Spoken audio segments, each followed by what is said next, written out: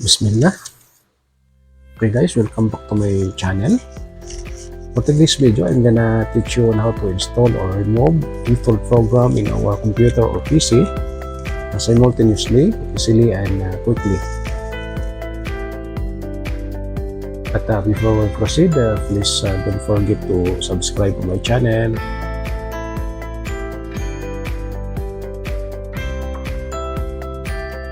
Step 1. Let's download software. Just click Google Chrome browser or any browser on your computer. Then type iobit Uninstaller.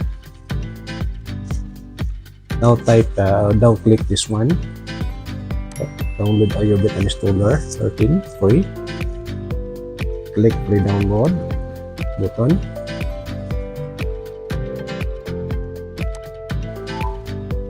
As we can see, downloading is in progress.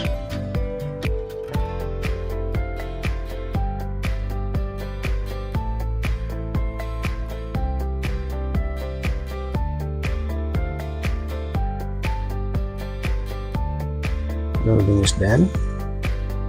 Step 2, let's install or set up the software. Just click click iobit installer.exe file. Uncheck this through. This is an additional program. No need for this one. Then click install. Then check no thanks and click next. As you can see, installation is in progress.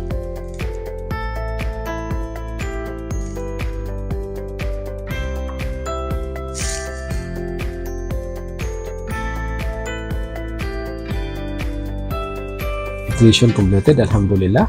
Just click finish. Step 3 or final step, let's uninstall the programs.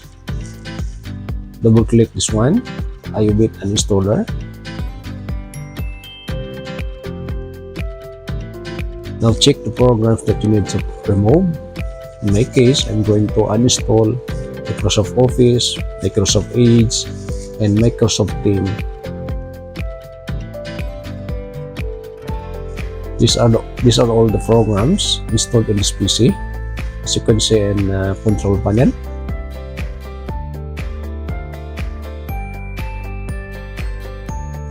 Let's open the control panel. Okay, these are now all the programs, as we can see in the program in the iobit Uninstaller. Now I'm going to check Microsoft Office and Edge. Microsoft Edge. Then click uninstall. Then check automatically remove residual files. Then click uninstall.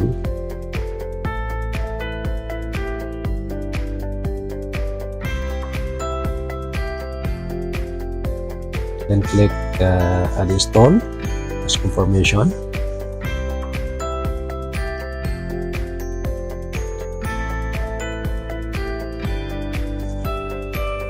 Then click uninstall as confirmation again for Microsoft Office Professional.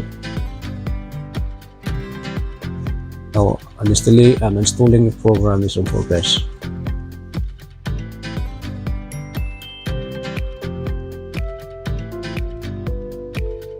Then uninstalling, alhamdulillah, successfully removed the old application.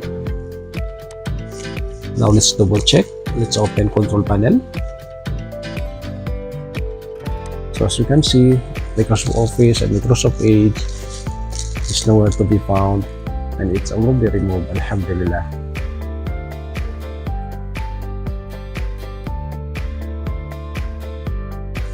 So thank you for watching, guys. Please don't forget to subscribe my channel.